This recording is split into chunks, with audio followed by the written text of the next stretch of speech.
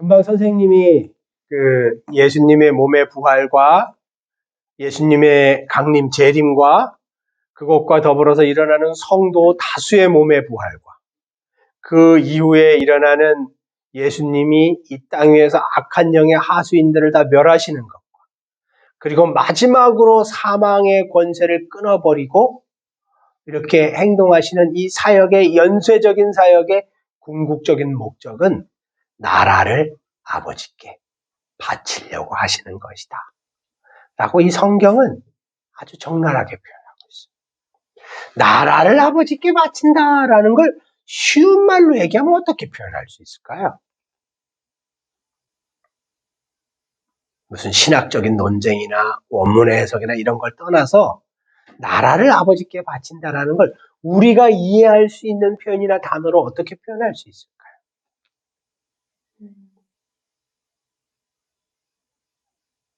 하나님의 통치가 완전히 딱 네, 맞아요. 아주 정확히 표현하셨어요. 사람과 우주 만물의 주인이신 그 주인의 뜻이 완전히 이 땅 위에서 온 우주에서 인간과 만물 위에서 온전히 이루어지는 상태. 0.0001%라도 하나님의 뜻을 거부하거나 거역하는 일이 발생하지 않는 상태. 온전한 하나님의 주권이 확립된 완전한 하나님 나라의 상태. 이것을 나라라고 표현하고 있어요. 그런 나라의 회복, 그런 나라의 도래, 그런 나라의 재창조, 그런 나라의 새로운 수립, 이 예수님의 몸의 부활이나 성도들의 몸의 부활이나 예수님의 강림이나 이런 대사건의 근본적인 목적이라는 거예요. 근본적인 종착점. 거기가 근본적인 종착점이라는 거예요. 그래서 성도인 우리는 이런 어떤 큰 어떤 흐름의 강의 한 방울의 물이잖아요. 하나님 나라의 완전한 회복이라는 이 하나님의 대사역에 동참하는 아주 작은 한 방울의 물이거든요. 이 작은, 이 큰 아주 장강을 흘러가는 큰 물줄기의 한 방울의 물이거든요. 그렇기 때문에 이런 어떤 통찰력과 시야를 가질 필요가 있다는 거예요. 지금 내가 흘러가는 곳, 내가 가야 할 곳, 내가 이뤄내야 할 곳, 내가 순종해야 할 곳은 혹은 교회 공동체가 같이 힘을 합쳐서 해야 될 일은 나 자신에게 혹은 우리 집안 식구에게만 한계가 갇혀있는 이런 신앙관이 아니라 예수님이 혹은 하나님이 최초로 의도하셨던 하나님 나라의 완전한 회복, 하나님 나라의 완전한 재창조의 이 사역의 지점을 향해서 나도 같이 가야 되는 거구나. 나의 거듭남은 그 사역의 작은 일환이구나. 라는 것을 깨닫는 게 진짜 겸손한 태도라는 거예요. 그래서 이런 하나님의 사역의 어떤 큰 그림을 이해하잖아요. 그러면 그 어떤 사람도 거듭난 성도 중에서 그 어떤 사람도 감히 자기 자신의 거듭남이 하나님 사역의 최종의 목적이라고 이야기해서는 안 된다는 거예요. 그건 죄야. 어떤 면에서 보면 그건 죄예요.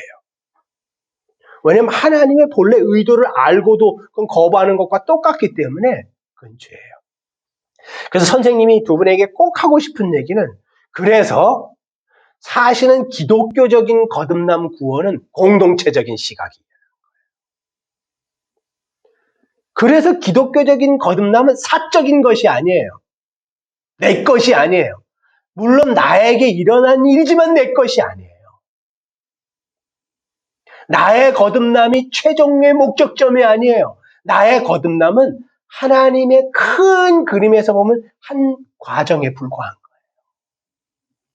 더 이렇게 심하게 얘기하면 한 사건, 한 수단에 불과한 거예요. 이것을 통해서 이루어야 될 더 큰 일이 있는 거예요. 이것을 빨리 깨닫는 게 중요해요. 안 그러면 거듭남 자체도 이기적으로 사요. 구원 자체도 뭔가, 미안해요, 세상의 표현을 써서, 뭔가 빼먹으려고 하고, 이용해 먹으려고 하고, 세상 표현대로 하면 뽕 빼먹으려고 하는 이런 시각의 어떤 거듭남 구원관을 기독교 공동체가 가르친단 말이에요. 이거는 하나님이 말씀하시는 이 하나님의 사역관에는 전혀 맞지 않는 거예요. 이래서는 안 돼요. 아무런 상관이 없는 거예요. 이런 가르침은. 이해하셨죠? 하나님 나라의 온전한 통치를 위해서 난 거듭난 자가 된 거예요. 이게 맞다는 거죠. 심지어 예수님의 몸의 부활이나 예수님의 재림도 그것 때문에 존재한다고 성서가 이야기하고 있는데, 미안해요? 내까짓 게 뭐라고 하나님 앞에 나의 어떤 권리를 주장할 수 있겠어요? 굉장한 오만이죠. 굉장한 오만이에요. 성서는 이것을 우리에게 아프게 찌르고 들어와요. 이거 한번 생각해 봤으면 좋겠어요. 자, 그 다음에 더 읽어볼게요. 26절. 26절은 한 절인데 이것도 생각해 보면 참 여러 가지 생각이 들어요. 맨 나중에 멸망받을 원수는 사망이다. 이게 문장으로는 굉장히 짧잖아요. 자, 그러면 이걸 우리가 이해할 수 있는 말로 한번 풀어봐요. 원문 얘기하는 게 아니고 우리가 이해할 수 있는 말로 한번 풀어봐요. 맨 나중에 멸망받을 표현도 적나라해요. 원수는 사망이다. 이걸 우리 청년 회원분들이 이해한 단어로 한번 풀어봐요.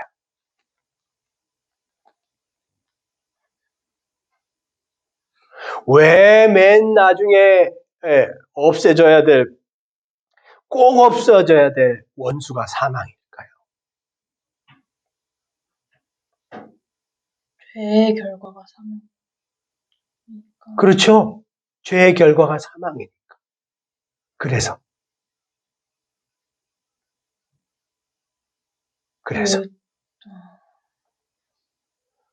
부활이라는 건 뭐예요? 부활이라는 몸이 죽었다가 다시 살아난다는 것은 뭐예요? 일종의 그 사망 권세를 움켜잡고 있는 자들에게는 어떤 사인을 주는 거예요? 이제 너희들이 죽음으로 위협하고 죽음의 권세로 위협할 수 있는 것이 끝났어. 라는 것의 실제적인 증거를 들이대는 거잖아요. 그걸 최초로 증명해 보인 분이 누구예요? 예수님. 그 다음에 그리스도 안에 있는 죽은 모든 자들이 다 보증으로 증명해낸다는 거예요. 이제 죄 때문에 육신이 죽어야 된다는 이 결과, 그것으로 만물과 인간을 위협했던 너희들의 권세는 끝났어. 라는 것의 첫 번째 증거로 예수님이 몸으로 죽었다가 살아나셨고, 그 다음에 예수님이 강림하실 때 그에게 속한 자들이 다 살아난다는 거예요. 그래서 이 대사건의 어떤 하이라이트, 이 대사건의 마침표는 뭐냐면은 더 이상 인간과 만물을 위협하는 죄의 권세가 영향력을 행사하던 시대는 끝났다. 라는 파멸 선언을 예수님이 하신다는 거예요. 더 이상 그런 세대는 끝났다. 다른 의미로 얘기하면 그 죽음의 위협으로 죄의 권세로 만물과 성도들을 위협하고 이 만유 위에서 하나님의 통치를 거부하게 만들고 넘어지게 만들던 이런 죄의 권세는 더 이상 유효하지 않다. 온전히 하나님의 주권과 하나님의 뜻만이 성취되는 그런 세대, 그런 시대가 왔다. 도래했다. 라는 선언이에요. 이게 아까 우리가 얘기한 하나님 나라를 아버지께 바칠 때다. 라는 뜻과 일맥상통하는 얘기죠. 자, 조금 더 읽어볼게요. 선생님이 읽고 질문을 할 테니까 질문을 하면은 좀 더 이해하실 수 있을 것 같아요. 27절, 28절. 만물을 그의 발 아래 두셨다 하셨으니 만물을 아래에 둔다 말씀하실 때 만물을 그의 아래에 두시니가 그 중에 들지 아니한 것은 분명하도다. 선생님이 이 공부를 하면서 알아보니까 많은 성서학자들은 27절과 같이 왜 바울이 표현했을까라는 것에 대해서 갑론을 벌이고 있더라고요. 28절. 만물을 그에게 복종하게 하실 때에는 아들 자신도 그때 만물을 자기에게 복종하게 하신 이에게 복종하게 되리니 이는 하나님이 만유의 주로서 만유 안에 계시라 하십니다. 28절은 굉장히 시사적인 표현을 두 가지 하고 있어요. 한번 여러분 이 시사적인 표현 두 가지를 한번 골라볼래요? 꼭 해결하고 넘어가야 돼요.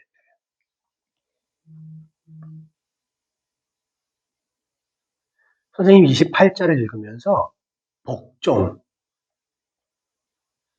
복종이라는 단어에 한번 이렇게 관심을 가져봤어요. 만물을 그에게 복종하게 하실 때, 여기 그는 누굴까요? 예수님. 아버지. 아버지? 최종적으로 만물이 아버지께 복종하게 될 때 아들 자신도 아버지께 복종하게 된다. 라고 표현하고 있네요. 이렇게 표현하고 있으면서 이 28절 말면은 뭐라고 표현하고 있냐면 그렇게 하시는 이유가 뭐냐 하면 하나님께서 만유의 주로서 만유 안에 계시려고 하시기 때문에 그래. 이렇게 표현하고 있어요. 만유의 주로서 만유 안에 계시려고 하신다. 라는 것을 쉬운 말로 얘기하면 어떻게 표현할 수 있을까요?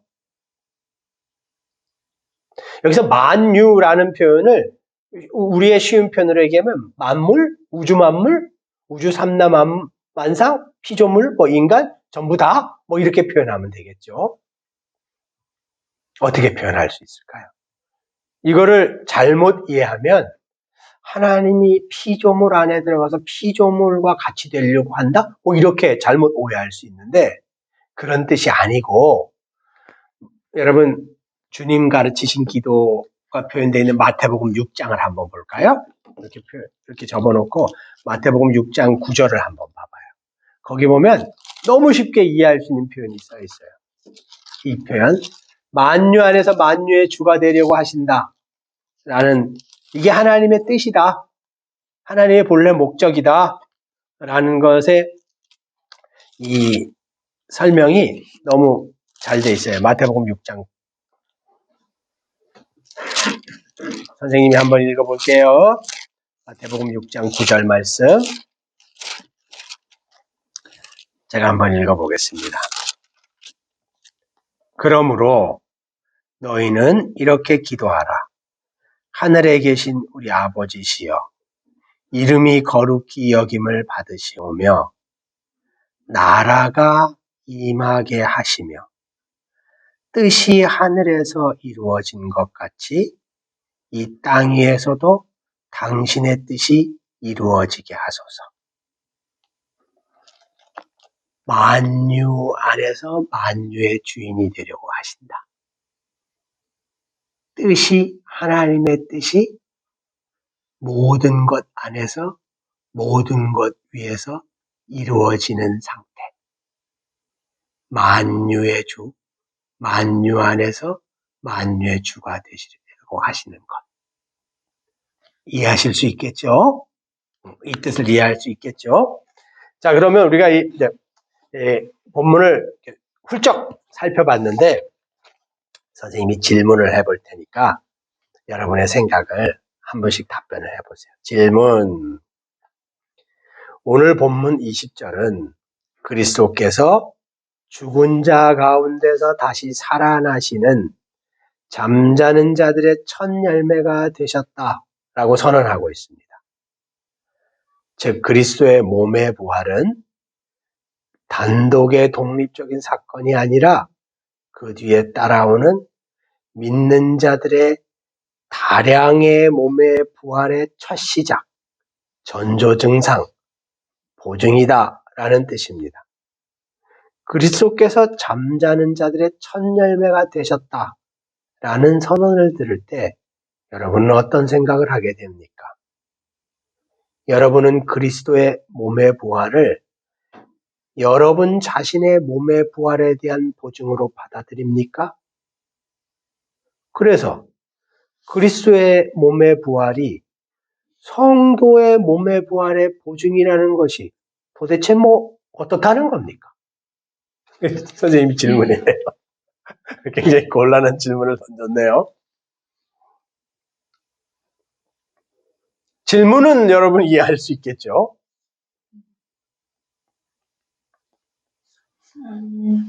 어느 분이 생각을 이야기해 볼까요? 이건 정답을 찾자고 하는 게 아니라 여러분 의견을 한번 들어보고 싶어요. 어떤 생각이 드세요?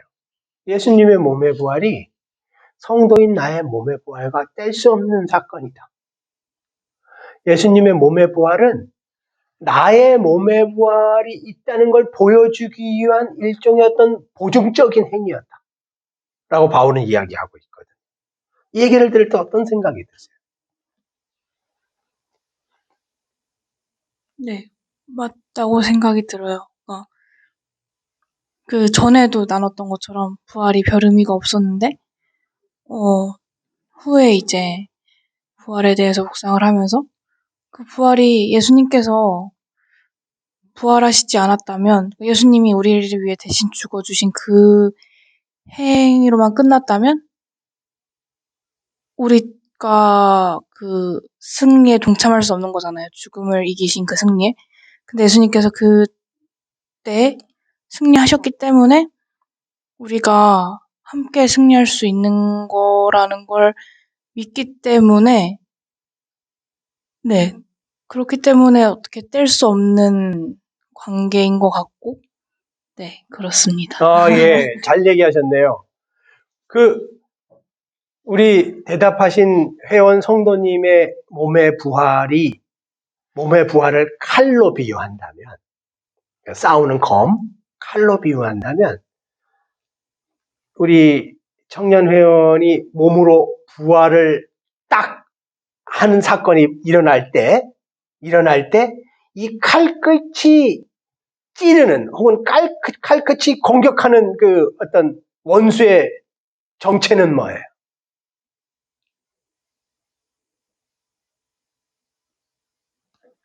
우리 자매님이 몸으로 부활하면서 완전히 패망시키고 멸망시키는 이 원수의 정체는 뭐예요?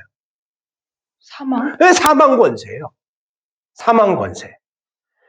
예수님의 몸의 부활이 내 몸의 부활과 뗄래야 뗄 수 없어요. 라는 그 얘기의 좀 더 쉬운 표현은 뭐냐 하면, 내가 그 약속을 갖고 있는 자기 때문에 이미 사망 권세를 끊어서 이긴 자와 똑같아요. 라는 뜻이에요. 이미 사망 권세를 끊어낸 자예요. 라는 의미와 똑같아요. 그런데 이 사단 마귀와 악한 영과 죄의 권세와 악한 영의 하수인들, 능력, 권세자들은 우리를 속이는 거예요. 성도들을. 어떻게 속여요? 너희들이 무슨 사망 권세를 끊긴 끊어. 너희들이 무슨 이미 그런 능력을 갖고 있는 자야. 너희들은 내 권세 아래에서 나중에 병들어 죽거나 사고로 죽거나 죽을 때 그냥 죽어야 되는 존재야. 별것 아닌 존재들이야. 너희들은 내 손아귀에서 하수인으로 종노릇하면서 살아야 되는 존재들이야.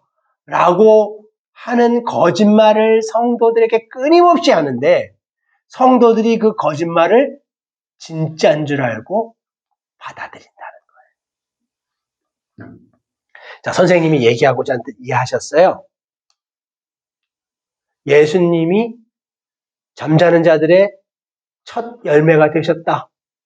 그리고 나는 그 잠자는 자의 두 번째 열매가 되겠죠.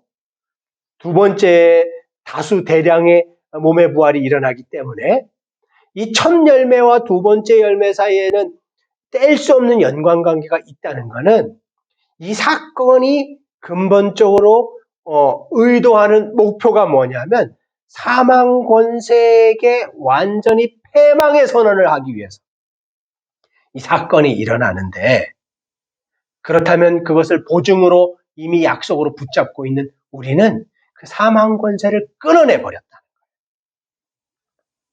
이 확신을 붙잡아야 된다. 그래서 이 현실의 삶에서 그 사망의 권세와 맞서서 싸워야 된다는 거예요. 죄의 권세와 맞서서 싸워야 된다는 거예요. 사단 마귀가 성도 공동체와 교회를 속이는 가장 큰 계략이에요.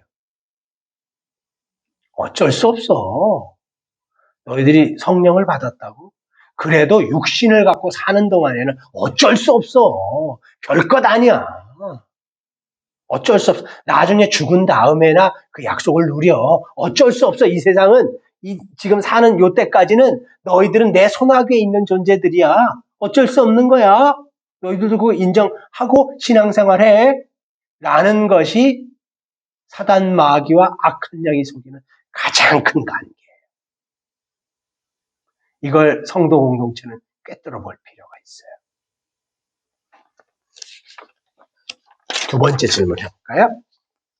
두 번째 질문. 본문 23절, 24절은 이 두 번째 질문도 굉장히 고민스러운 질문이에요. 한번 잘 들어보세요. 몸의 부활이 일어나는데 그 몸의 부활은 각각 자기 차례대로 일어날 것이다. 예수께서는 죽은 지 3일 만에 몸으로 부활하셨다. 그러나 그리스도 안에서 죽은 자들은 당장 죽은 직후에 몸으로 부활하는 것이 아니다. 그리스도 안에서 죽은 자들은, 참 선생님이 재미난 표현을 하고 있는데요. 죽었어도 기다려야 한다. 몸으로 부활하려면. 몸의 부활의 때가 언제냐 하면 예수께서 다시 강림하실 때다. 예수께서 강림하실 때, 그때야 비로소 그리스도 안에서 죽은 자들은 몸으로 부활할 것이다. 라고 성경은 이야기하고 있어요. 바울이 이렇게 자세히 몸의 부활의 순서를 설명하고 있는 데에는 고린도 교회 내 성도들 중 일부가 세례를 받은 이후에 성령을 받은 육신을 갖고 있는 지금 이 삶의 상태가 이미 부활한 상태다 라고 주장하고 있었기 때문에 그래요. 그래서 그들은 지금 자신들이 성령 예수님과 함께 이 땅에서 다스리고 왕노릇하는 존재다 라고 믿고 있었어요. 이런 오해는 현실의 삶과 신앙의 삶에 굉장히 많은 문제들을 일으켰어요. 순종하기보다는, 충성하기보다는 왕노릇하고 누리고 만족스러운 삶을 살아가고자 하는, 모든 것이 완성되었다는 자만심에 이들이 빠지게 되었어요. 그래서 굉장히 큰 문제들이 이들의 신앙에 나타났어요. 그래서 바울은 주님이 강림하실 때에 가서야 성도들의 몸의 부활이 일어난다 라고 계속 강조하고 있는 거예요. 고린도 교회 시대에는 이미 일어난 부활 혹은 이미 성취된 몸의 부활이 문제가 되었던 것입니다. 이런 잘못된 판단은 예수님의 부활, 예수님의 재림 사이에 놓여져 있는 하나님 백성의 위치, 현재 삶을 오해하게 만들었어요. 여러분, 선생님이 지금 표현한 걸 잘 들어보세요. 예수님의 몸의 부활과 예수님의 재림 사이에 현재 성도들이 위치해 있잖아요. 예수님의 부활과 예수님이 아직 오지 않은 재림 사이에 성도들의 삶은 놓여져 있거든요. 근데 이 성도의 삶은 굉장히 어떤 면에서 보면 아이러니해요. 몸으로 부활할 것이다라는 약속은 주어졌고 그 약속에 대한 보증으로 예수님이 이미 몸으로 부활해서 그 보증을 우리에게 보여주셨는데 실제로 성도들이 몸으로 부활하지는 못하는 거예요. 이런 상태에 처해 있어요. 굉장히 아이러니하고 애매한 상태죠. 이게 성도들이 신앙을 살아야 내가 하는 현실의 모습이에요. 이런 현재 우리의 상태에 대하여 여러분 어떤 생각이 드세요? 우리는 우리의 지금 이런 상태를 어떻게 이해하고 살아내야 할까요?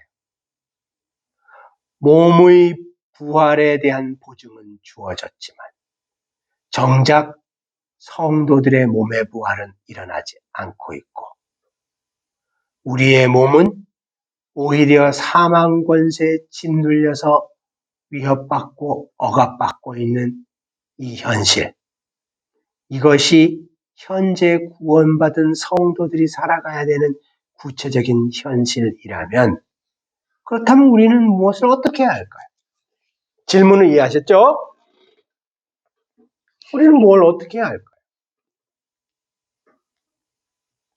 좀 다른 생각일 수도 있지만 첫 번째 질문과 두 번째 질문을 들으면서 생각하는 것은 지금 현재 시대의 사람들은 부활을 어떻게 받아들일까를 생각해 보면 정말 솔직한 심정으로 이 현대인들의 삶을 보면 관심이 없을 것 같다는 생각을 많이 하게 되거든요. 관심이 없는 걸 넘어서서 무감각하고 무뎌져 있기 때문에 부활하면 하나보다 그러면 뭐 따라가면 되지. 이런 상태에 놓여 있을 거라고 생각을 해요. 이 얘기를 들어도 어떠한 그러면 내가 이렇게 살아야겠다 혹은 어떻게 해야 되지? 라는 열망과 끌어오름은 존재하지 않을 거라고 생각을 해요.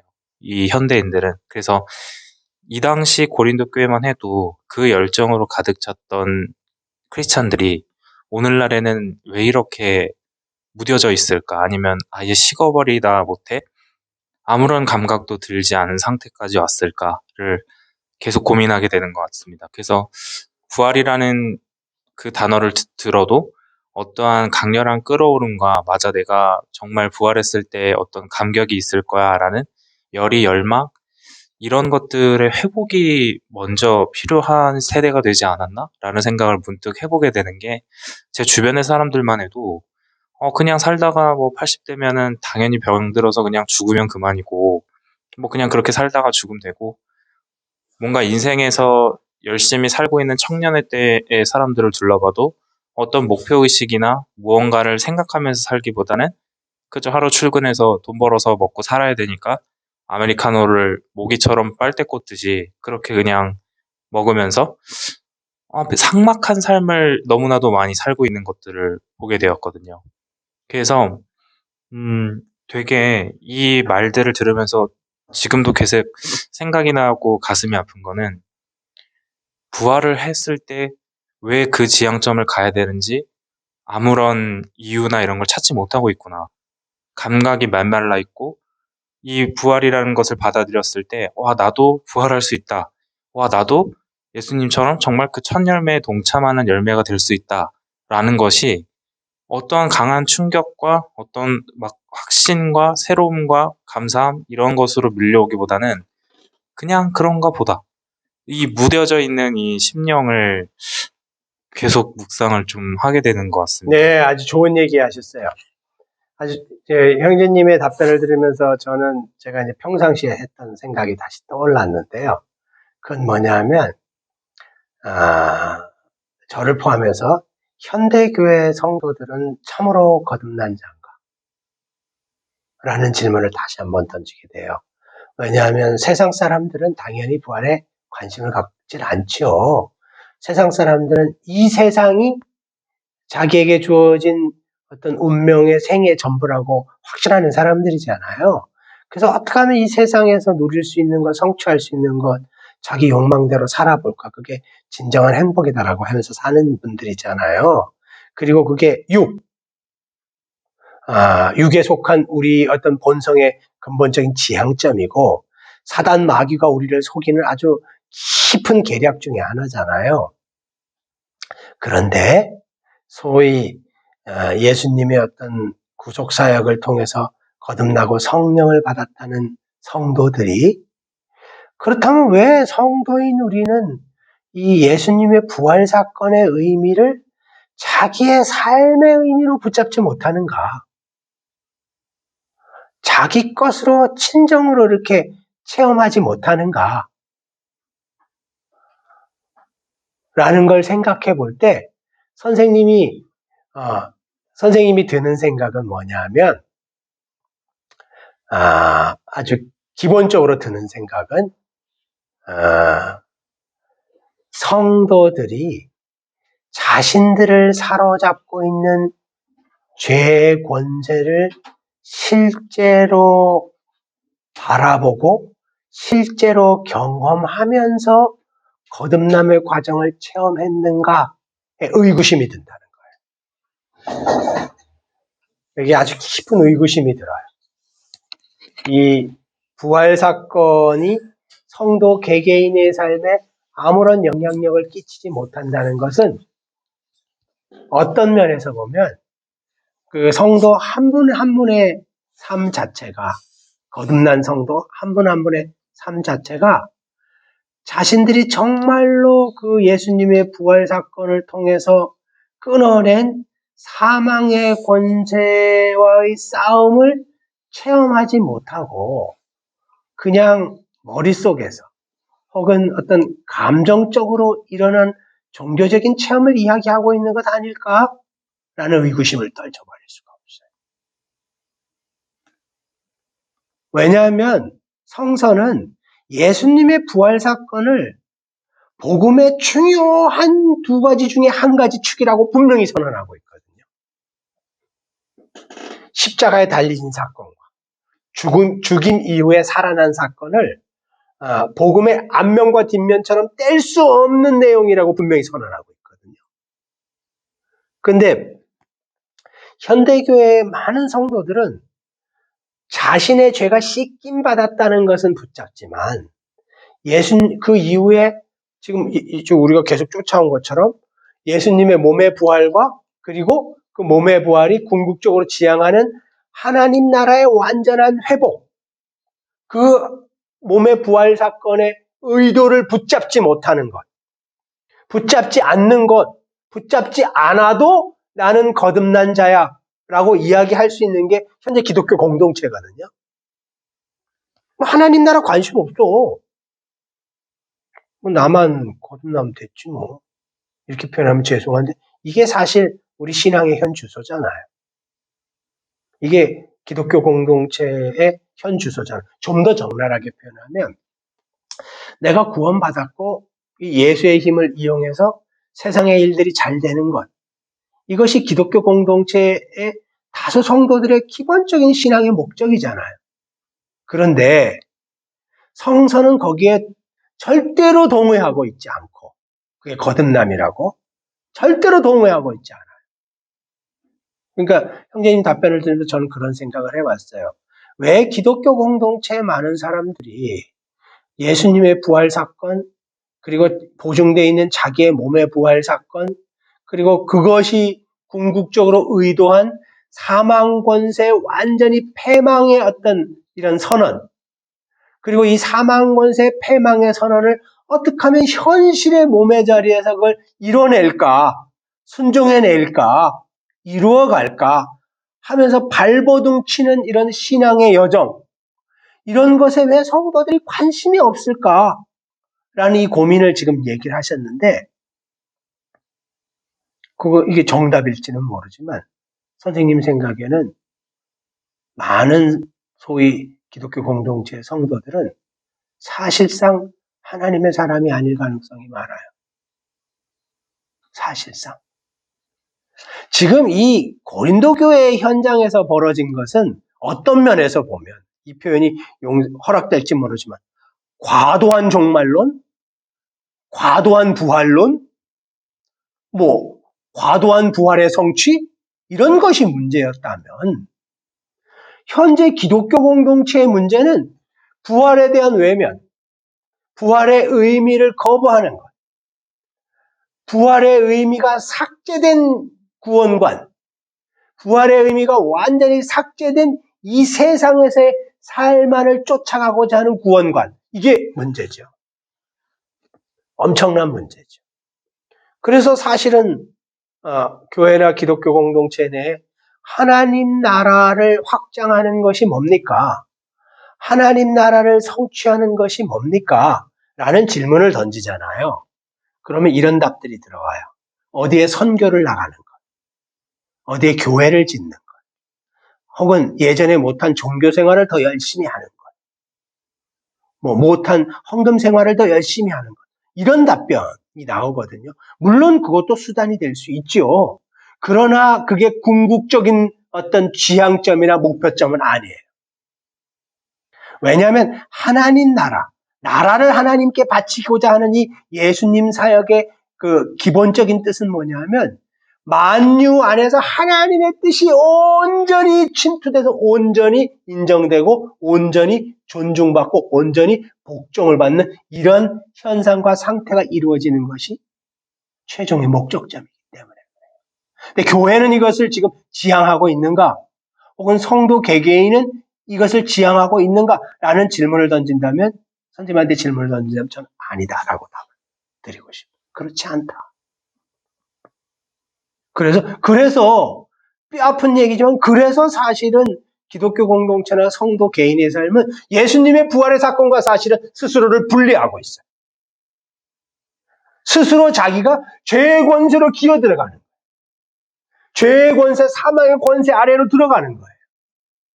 스스로.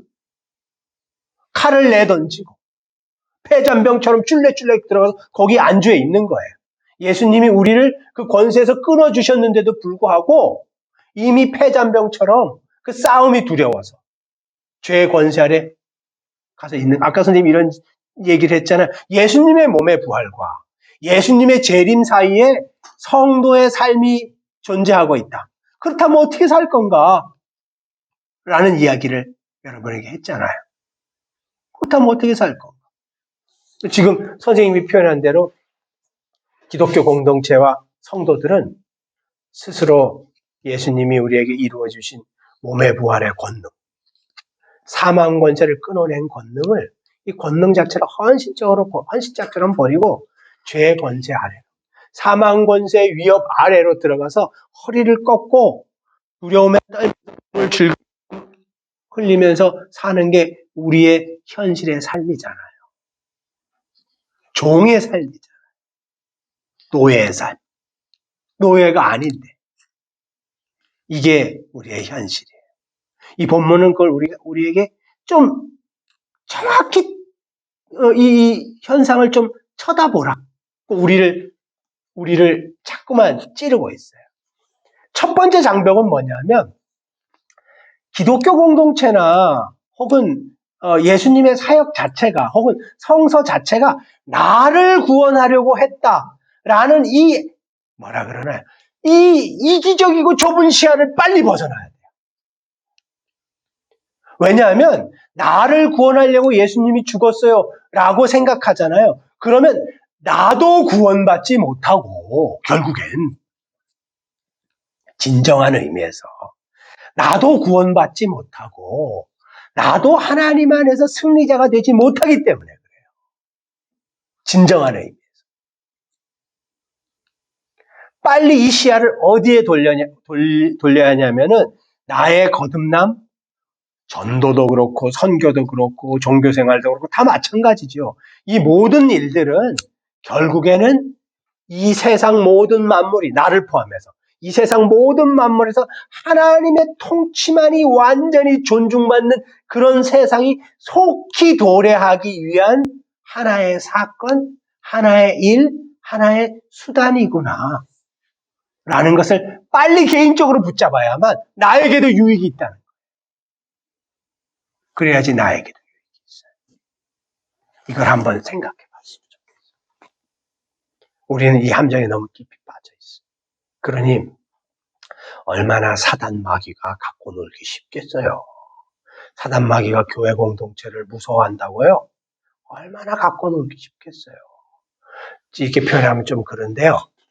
저는 그런 생각도 해봤어요. 사단 마귀와 악한 영의 하수인이 나를 두려워할까? 성령 받은 자인 나,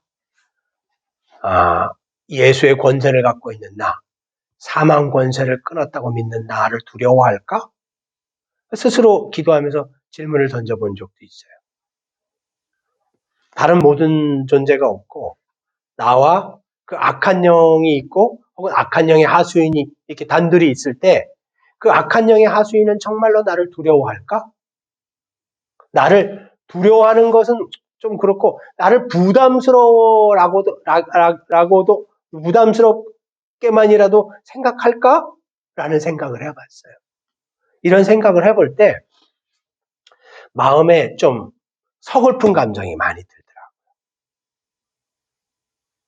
선생님이 여러분에게 드리고 싶은 얘기는 신앙생활 할 때 우리가 폼 잡는 거 있잖아요. 폼 잡는 거. 이 표현이 미안해요. 똥폼 잡는 거.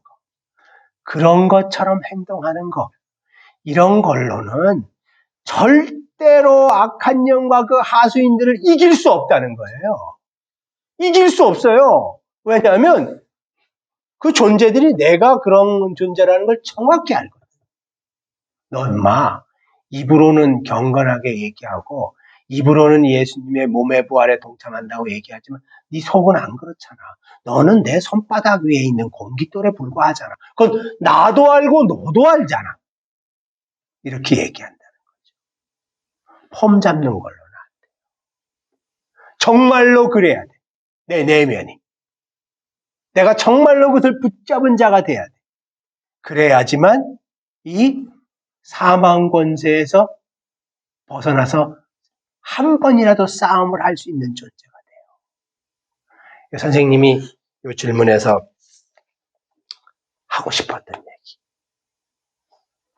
자, 또 다른 질문. 오늘 본문에 의하면 예수님의 몸의 부활과 성도들의 대규모의 몸의 부활이 의도한 타켓은 분명합니다. 그것은 마지막 원수인 사망 권세를 멸하는 것입니다.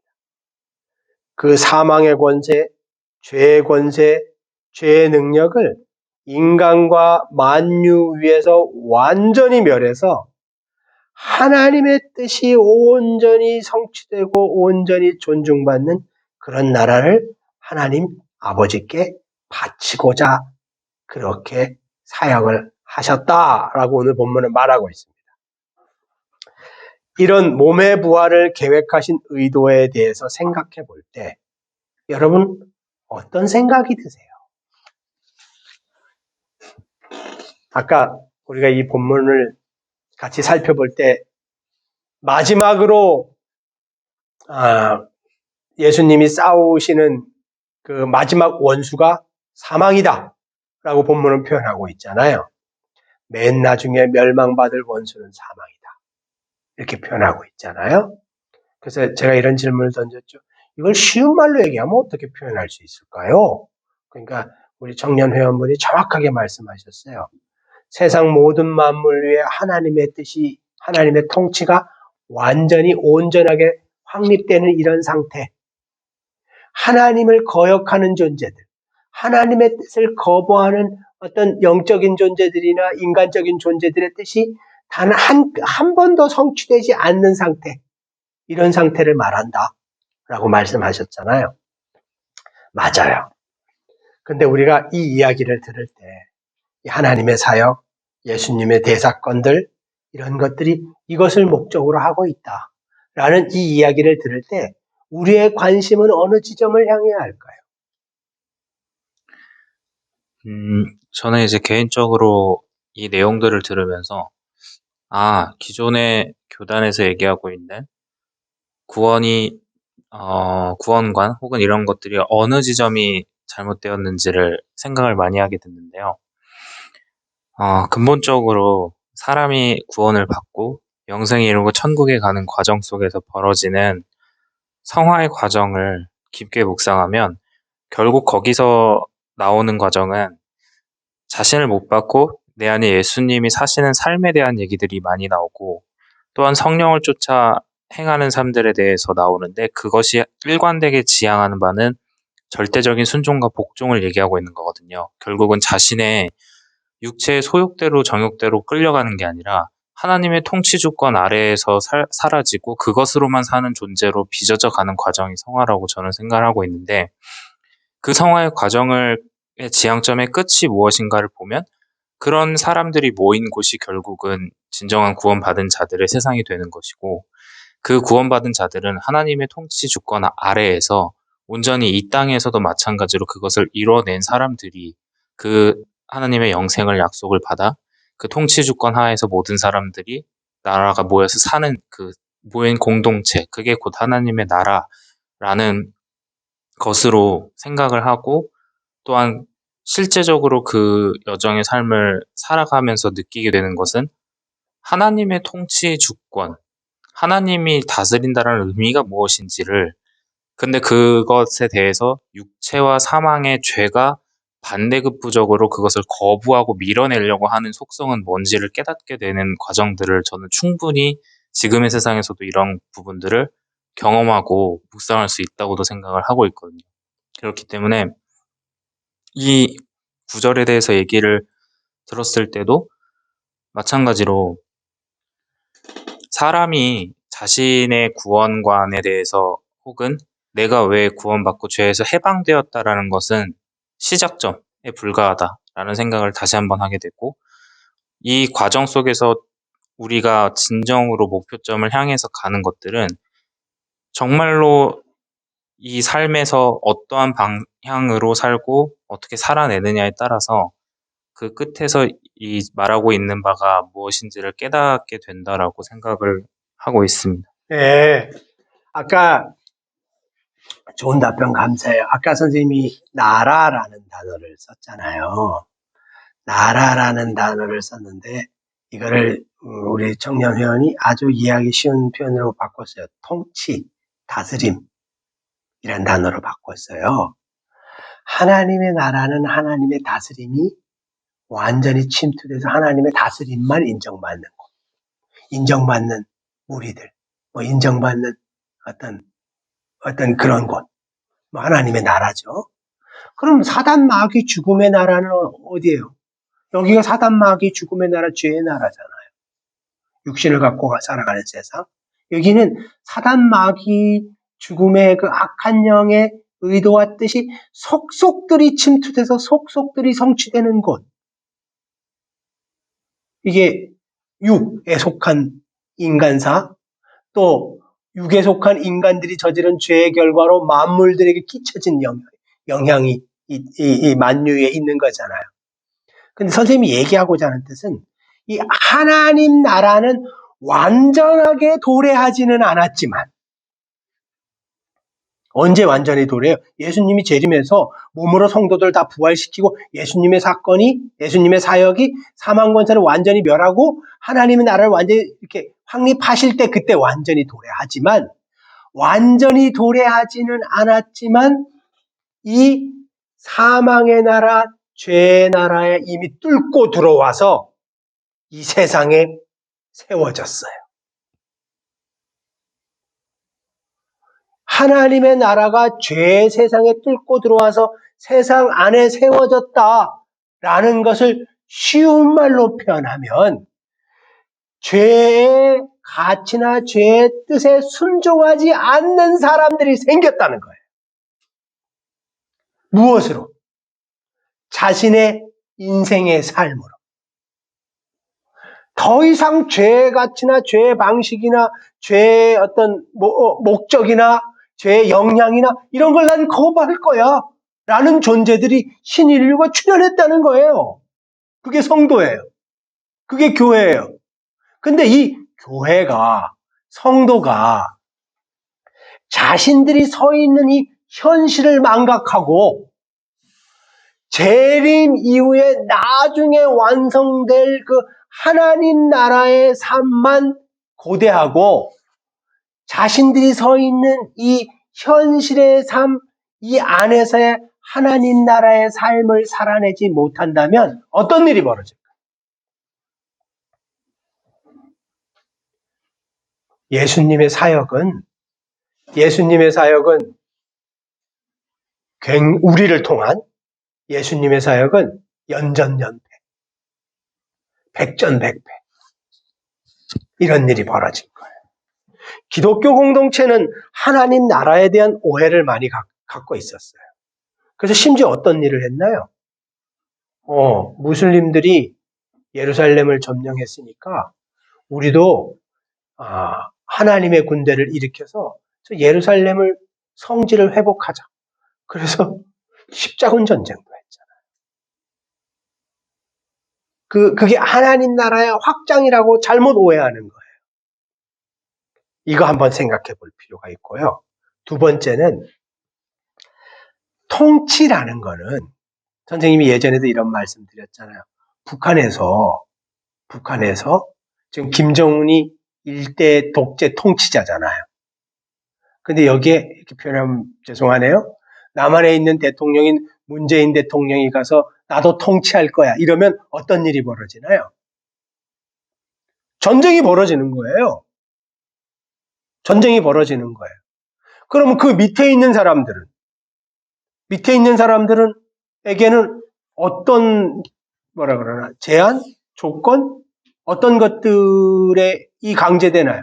너 김정은 뒤에 줄 서든지 문재인 뒤에 줄 서라 라는 이런 상황이 강제되잖아요. 선생님이 이야기하고자 하는 뜻을 여러분 이해하셨어요? 나라라는 이 개념은 다른 존재는 거기서 영향을 행사할 수 없는 걸 뜻해요. 하나님 나라는 하나님의 주권만 영향을 행사하는 거고 그 하나님 나라 안에 있는 존재는 하나님만 왕으로 섬기는 거예요. 하나님도 왕으로 섬기고 김정은도 왕으로 섬겨. 하나님 나라 백성 아니에요. 그건 하나님 나라의 모습이 아니라는 거예요.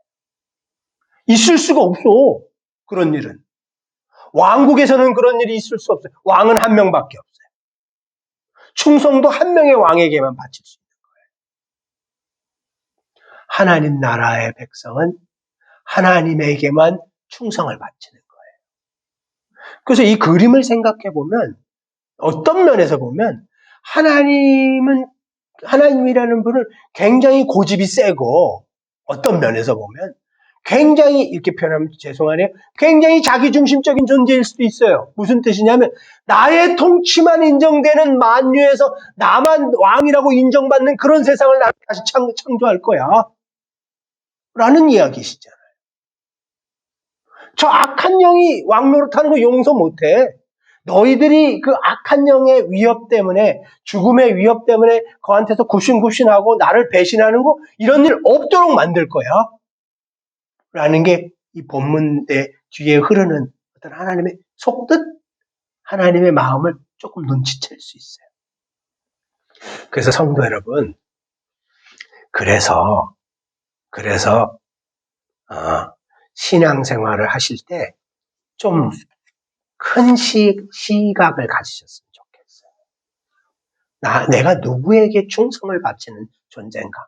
라는 문제잖아요. 내가 누구에게 진심을 드리고 충성을 하고 있는 존재인가? 라는 문제예요. 내가 구원받아서 복받은 존재인가? 라는 거는 사실은 성서의 논점은 아니에요. 그건 하나님이 주신 은혜의 선물이지요. 근데 그게 최고의 지향점은 아니에요. 나는 정말로 그분께 충성을 바치는 존재인가? 그분의 뜻이 이루어지기 위해서 앞장서서 처절하게 싸우는 존재인가? 라는 것이 좀 더 우리의 어떤 핵심적인 고민거리가 돼야 된다는 거예요. 자, 마지막 질문을 한 가지 하고 오늘 본문은 하나님은 만유의 주이시며 만물 안에 계시려고 이 모든 일을 하셨습니다. 라고 선언하고 있습니다.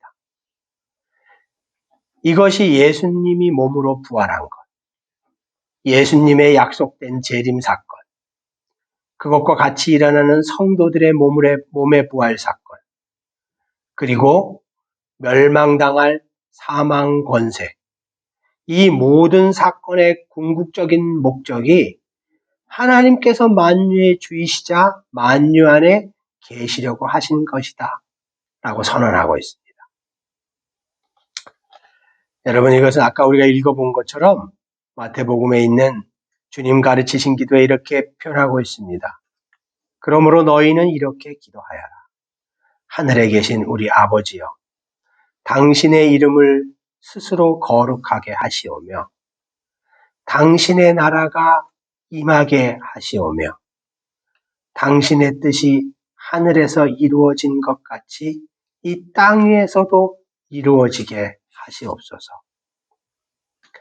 하나님은 만유의 주시다라는 선언은 모든 것들 위에 모든 것들 안에서 오직 하나님의 뜻만이 이루어지는 그런 상태, 그런 세상을 말합니다. 이것이 곧 하나님 나라입니다. 하나님 나라의 완전한 회복. 이것이 우리의 몸의 부활의 궁극적인 목적이다 라는 라는 이야기를 들을 때 여러분 어떤 생각이 드세요? 선생님이 계속 말씀드렸죠? 선생님이 다른 답은 이래요.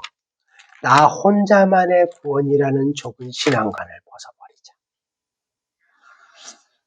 그리고 어떻게 하면은 이 땅에서 하나님 나라를 이룰 것인지 고민하며 신앙생활을 하자. 이게 선생님이 다른 답이거든요.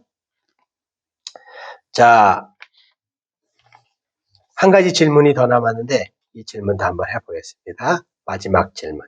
여러분, 유대의 묵시 사상에 의하면 죽은 사람이 다시 살아나는 것은 메시아가 약속하신 종말이 시작되었다는 것을 의미합니다. 즉 예수님이 몸으로 다시 부활하신 것은 마지막 때, 즉 하나님이 약속한 종말을 현재 지금의 시간대로 이끌고 온 상징적인 사건입니다.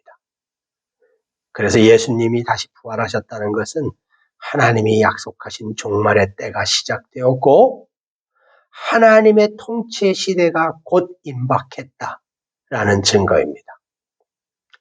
이와 같이 하나님이 약속하신 구원자가 죽음의 권세를 끊고 몸으로 다시 살아나셨다는 것은 명백하게 약속하신 종말의 때가 지금 열리고 있다라는 것을 알리는 강력한 증거입니다.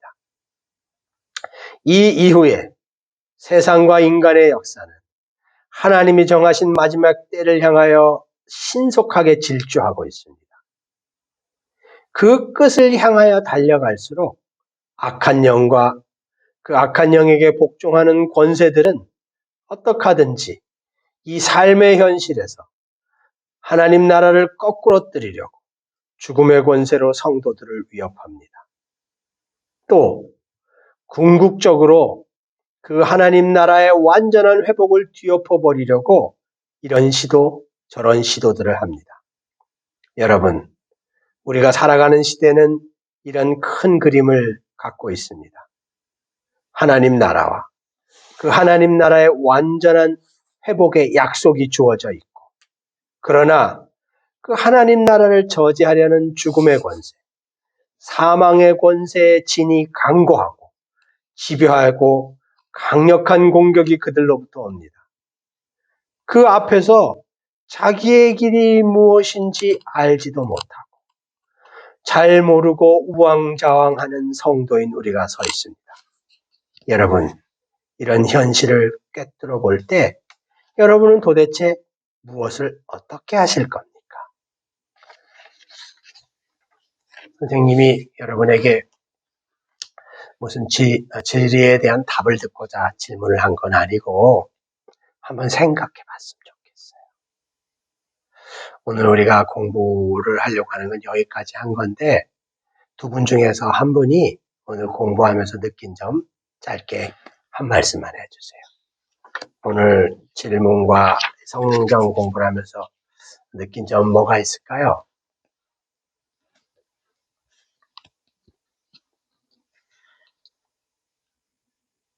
네,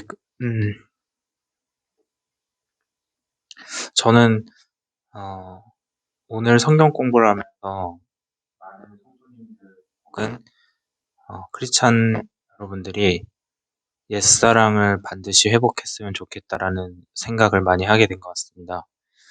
혹은 그분들께서 정말 구원을 어떻게 생각하시고 또 이 보실 여러분들이 구원을 정말 받았는지 안 받았는지 이런 생각들을 어떻게 하실지 저는 모르겠습니다만 사실 크리스찬들에게도 저는 일종의 슬럼프라는 것이 존재한다고 생각을 하고 있거든요. 설령 그 사람이 정말로 구원을 받았다 할지라도 사단은 항상 그것들을 빼앗으려고 노력하고 무뎌지게 만들고 무감각하게 하고 때로는 아무런 감정조차 들지 않은 채 살게 하기도 한다고 생각을 하거든요. 그리고 실제로 수많은 크리스찬들이 그냥 그렇게 살았는데 너무나도 괜찮았던 거예요.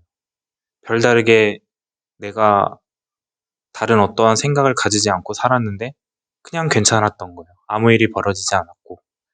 그렇게 몇 년을 굳은 마음으로 신앙생활을 하시는 분들이 꽤 많을 거라고 저는 생각합니다. 그런 그분들이 구원을 받지 않았다, 못 받았다. 저는 이거에 대해서는 이렇게 어떻게 말하거나 다른 생각은 없지만 자신이 정말 무감각해져 있는 상태에 있다면 반드시 돌이켜서 나와야 된다고 저는 생각을 하고 있고 다시 그 옛사랑을 회복하여 정말 하나님의 충성스러운 종 혹은 자녀로 그 삶을 살아내시기를 강력히 권면을 드리고 싶다는 생각을 많이 하게 되는 것 같습니다. 그리고 그 끝에는 정말 이 인간을 살면서 느끼는 모든 악한 감정, 부정적인 생각들 혹은 힘듦 그 모든 것이 부활의 그때에 다 사라지고 오로지 하나님의 주권 아래 통치하에 살아갈 수 있다라는 그 미래가 분명히 있다는 것을 기억하시면서 하루빨리 속히 그 무뎌져 있는 뜨뜻미지근한 그런 마음가짐에서 다시 정말 하나님을 처음 만났을 때의 감격과 기쁨으로 돌아와서 세상을 살아가시기를 강력하게 권면드리고 싶습니다. 그 마지막 답변 아주 좋은 말씀하셨는데 그 얘기를 들으면서 이런 생각이 들었어요. 저 같은 경우 제가 예수님을 정말로 이렇게 경험하고 받아들일 때 제 마음에 혹은 제 어떤 인생에 일어났던 경험, 감정의 변화 혹은 경험 중에 하나는 뭐였었냐면 이런 거였어요. 내가 정말로 죄의 어떤 권세, 힘에서 벗어나서 하나님의 어떤 다스림으로 옮겨졌구나. 그래서 내가 그 하나님의 뜻을 이루기 위해서 내 생을 들고 싸워야 되는구나. 라는 어떤 깨달음, 자각, 뭐 이런 것들이 제 속에 왔어요. 그래서 저는 이제 형제님 말씀을 들으면서 드리고 싶은 얘기는 뭐냐면 저는 이런 성서 공부를 할 때마다 꼭 드리고 싶은 얘기는 성도님들 모두가 성경이 말씀하시는 적나라한 현실을 외면하지 말고 좀 직시했으면 좋겠어요. 솔직하게 우리가 서 있는 이 삶의 자리에 적나라한 모습을 직시하고 정면으로 바라봤으면 좋겠어요. 저는 거기에서 출발할 수밖에 없다고 생각해요. 왜냐하면 성도인 우리가 서 있는 자리는 죄의 권세가 지금도 강하게 우리를 위협하고 우리를 유혹하고 있는 죽음의 권세가 주무대인 그 존재가 왕인 그런 동네예요. 우리는 그 속에 발을 딛고 살잖아요. 그렇지만 우리 마음속에는 우리는 다른 왕을 섬길 거야. 진짜로 다른 왕, 진짜로 참 왕을 섬길 거야. 이렇게 맘먹고 있는 반역자나 똑같은 존재들이에요. 우린 그런 아이러니한 존재들이죠. 우리가 처해져 있는 이 현실을 직시했으면 좋겠어요. 신앙을 살아낸다는 것은 그래서 어떤 면에서 보면 이 악한 영이 다스리는 세상 권세로부터 어떤 일을 당할지 모르는 것에 동의하는 삶이에요. 하나님께 충성을 바친다는 이 일편단심 때문에 이 세상의 악한 영이나 악한 존재들, 세상의 하수인들이 이 신앙을 포기하라고 할 때 내가 아니야, 난 그렇게 할 수 없어 라고 내가 대답할 때 어떤 대가라도 치르겠다고 마음에 결심한 사람들, 그리고 실제로 그런 삶을 살아내는 존재들이 성도들이잖아요. 그러니까 성경이 말씀하시는 대로 우리는 말 그대로 처절한 영적 전쟁의 와중에 있는 것 같아요. 그러니까 이 현실을 직시하고 그래서 자기가 서 있는 삶의 자리를 다들 직시하셨으면 좋겠어요. 얼마나 죄의 권세가 강고해요.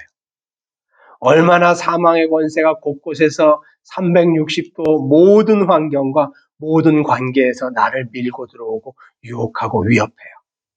또 우리 마음은 얼마나 시시때때로 낭만과 자포자기에 시달려요. 이게 우리의 현실이거든요. 그런데 한쪽에는 흔들리지 않는 하나님의 약속이 이미 우리에게 주어졌어요. 예수님의 몸의 부활로 우리도 몸의 부활을 할 것이라는 분명한 보증이 주어졌고 그 보증은 이미 우리가 예수님이 끊어내신 그 사망 권세 패망의 선언에 동참한 자다 라는 이 보증이 우리에게 주어졌다는 거예요. 그러니까 성도 여러분, 더 이상 두려워하지 마세요. 여러분이 정말로 그 보증을 붙잡고 있는 분이라면 여러분은 사망의 권세를 끊고 싸워서 이길 수 있어요. 이미 우리는 그 승리의 어떤 빵빠레를 부르는 능력을 받은 자들이에요. 그러니까 죄에 지지 말고 죽음의 위협에 지지 말고 세상의 권세 유혹에 지지 말고 여러분이 살아가는 그 삶의 자리에서 하나님 나라의 삶을 순종의 열매로 확장하고 돌려드리시기를 바랍니다. 그러면서 우리의 몸이 부활할 그 재림의 때를 기다립시다. 이것이 성도들이 가져야 될 바른 자세인 것 같아요. 자, 우리 형제님이 오늘 성경 공부를 위해서 마치는 기도 짧게 해주십시오.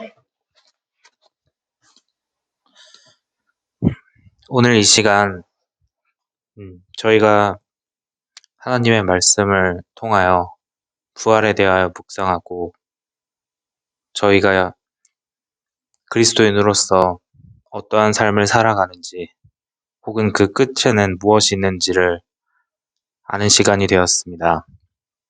온전히 이 말씀을 저희가 또한 한 주간 묵상하면서 살아갈 때 하나님께서 우리를 구원하시고 또한 우리에게 영생을 허락하시고 부활의 그때에 하시려는 그 모든 계획과 일들을 성령님 통하여 알 수 있도록 우리의 심령 가운데 허락하여 주시옵소서. 우리가 삶을 살아가면서 또한 많은 것들을 보고 경험하고 깨달으면서 하나씩 하나씩 우리의 삶이 변화되어 가는 과정을 하나님 축복하여 주시고 저희를 떠나지 마시고 또한 고아처럼 버려두지 마시고 온전히 우리가 그런 일들을 능히 행함으로 살아갈 수 있도록 붙잡아 주시옵소서. 사단과 마귀의 관계 속에서 무력하게 사는 것이 아니라 정말 저희가 하나님의 말씀을 붙잡고 일어나서 걸을 수 있도록 항상 힘을 부어 주시옵소서. 이 모든 것 예수 그리스도의 이름으로 기도드리옵나이다. 아멘.